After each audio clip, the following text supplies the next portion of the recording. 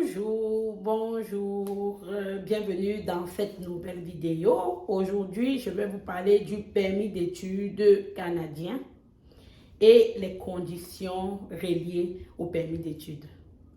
Si ça c'est un sujet qui vous intéresse, restez avec moi jusqu'à la fin de cette vidéo. Alors, je me présente, je suis Agnès Tapoukam, consultante réglementaire en immigration du Canada, consultante en immigration du Québec, fondatrice du cabinet Exode Immigration Canada, qui est aussi agence de recrutement de travailleurs étrangers temporaires. Ma mission, au travers de cette vidéo, c'est de t'aider, toi, à réaliser ton projet d'immigration. Allons-y dans le vif du sujet. Qu'est-ce qu'un permis d'études? Un permis d'études, c'est un document délivré par Immigration Canada qui vous donne le droit d'étudier au Canada.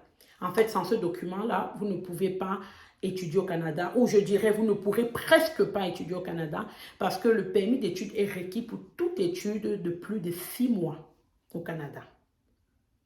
Il est délivré seulement à un point d'entrée du Canada. Qu'est-ce que ça veut dire? Ça veut dire que lorsque vous êtes dans un projet d'études et que vous voulez venir étudier au Canada, vous allez commencer votre processus et votre permis d'études va être délivré seulement lorsque vous allez arriver à un point d'entrée. Donc, ça peut être à l'aéroport, ça peut être aux frontières. Si, par exemple, vous venez des États-Unis, du Mexique, un pays limitrophe, ça peut être aux frontières. Si vous venez en voiture, si vous venez en bateau, ben, ça peut être au port. Si vous venez en avion, ça va être à l'aéroport où vous allez atterrir. Le premier point d'entrée au Canada, c'est à ce niveau-là que votre permis est délivré. Mais bien entendu, avant de prendre un avion pour arriver au Canada, vous devez avoir déjà fait la demande de permis et la demande doit avoir été acceptée. Et votre visa doit avoir été délivré, bien entendu, pour pouvoir embarquer dans un avion pour le Canada. Le permis d'études est valide pour la durée de tes études au Canada. Ça veut dire que si tu es admis dans un programme d'études de 1 an, ton permis d'études va être valide de 1 an. Si c'est 2 ans, ça va être 2 ans. Si c'est 3 ans, ça va être 3 ans. Si c'est 4 ans, tu vas avoir un permis d'études de 4 ans. Okay? Sur ton permis d'études, c'est le document qui te donne ton statut au Canada. Ce n'est pas ton visa dans ton passeport qui te donne ton statut au Canada, c'est ton permis d'études. Ça veut dire que lorsque le permis d'études expire, tu viens de quitter le statut d'étudiant.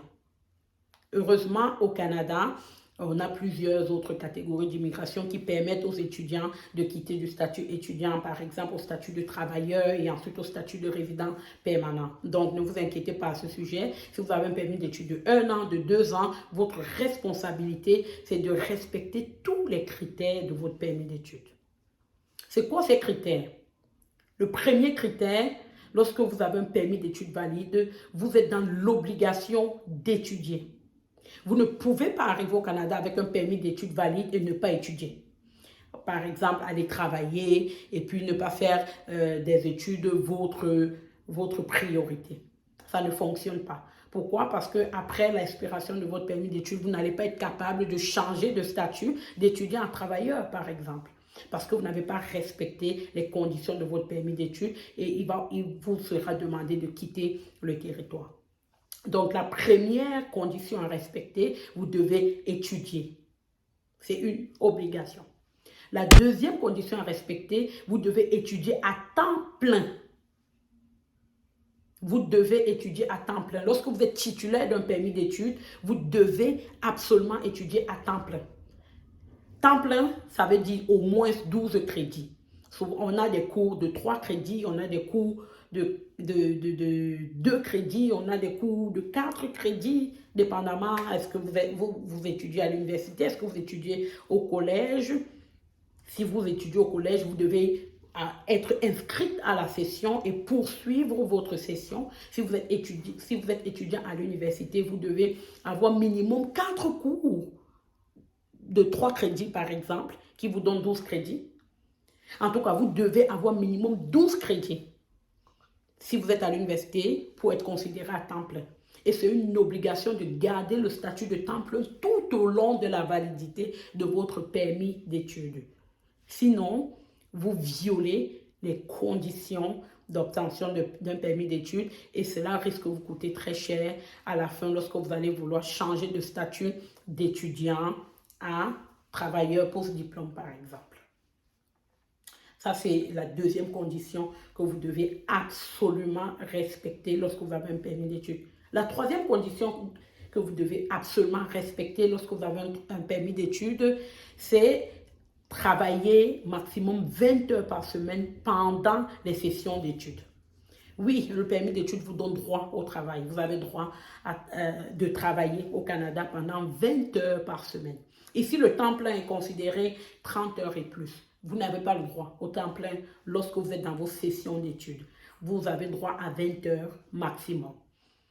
Et ça, c'est une condition à respecter. Parce que si vous violez la condition, ben, vous risquez aussi de perdre votre permis d'études et de ne pas pouvoir passer d'étudiant à travailleur, par exemple, post-diplôme, après l'expiration de votre permis d'études.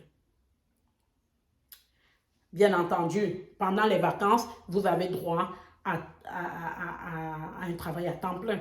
Vous pouvez prendre un travail de 30 heures par semaine, 40 heures par semaine pendant les vacances parce que vous n'êtes pas aux études. Mais pendant les sessions d'école, donc que ce soit la session d'hiver, la session d'automne, si par exemple vous étudiez en session et que pendant l'été, dans les grandes vacances, vous n'étudiez pas, vous avez droit à travailler à temps plein. Mais si vous faites une formation continue, comme souvent les DEP, diplômes d'études professionnelles, où on n'a pas de grandes vacances, à ce moment-là, vous allez être obligé à respecter la condition de maximum 20 heures par semaine. Ça va être une obligation pour vous, si vous voulez respecter les conditions du permis d'études et avoir votre chance de changer de statut à la fin de vos études d'étudiant à travailleur post-diplôme.